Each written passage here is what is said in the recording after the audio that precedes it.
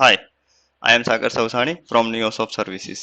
આજે આપણે જોઈશું સેલ્સ રિટર્નમાં એક ફીચર્સ કે જે ડાયરેક્ટલી ડેટા કલેક્ટ કરે છે, જે પાર્ટી આપણી પાસેથી સેલ કરેલું હોય છે એના ઉપરથી. તો એ ફીચર્સ કઈ રીતે વર્ક કરે છે જોઈએ. તો એના માટે સૌથી પહેલા આપણે ટ્રાન્ઝેક્શનમાં સેલ્સ રિટર્નમાં જઈશું. Enter enter enter. અહીંયા પાર્ટી સિલેક્ટ કરીશું આપણે.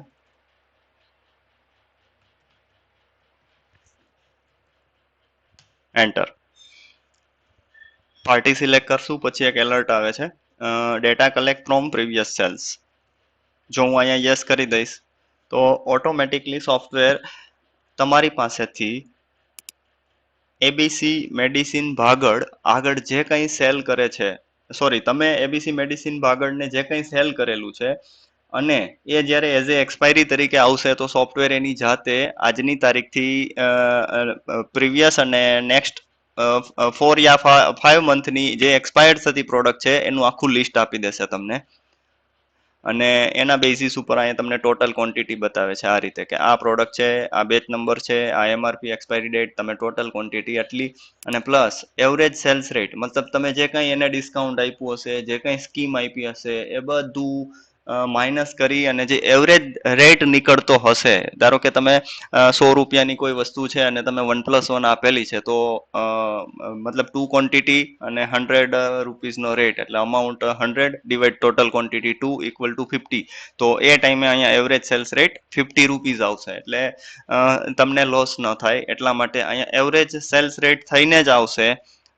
અને અહીંયા તમારે માત્ર ને માત્ર ખાલી એક્સપાયરી રિસીવ ક્વોન્ટિટી, હવે અત્યારે જે તમારી પાસે એઝ એ એક્સપાયરી તરીકે આવેલી છે આ પાર્ટી પાસેથી, તો કેટલી તમે રિસીવ કરો છો એ જ ક્વોન્ટિટી અહીંયા એન્ટર કરવાની છે. કે ફોર એક્ઝામ્પલ અહીંયા હું 1 એન્ટર કરી દઉં, અહીંયા 2 એન્ટર કરી દઉં અને અહીંયા 3 એન્ટર કરી દઉં.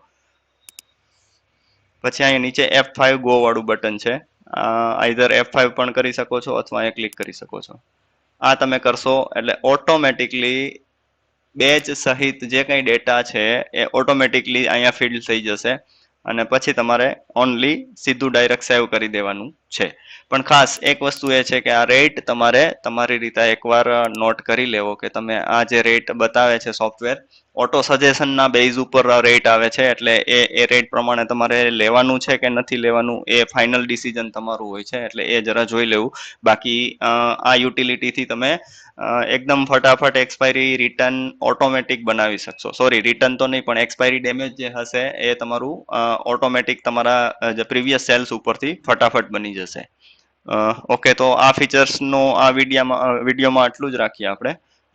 Thank you very much.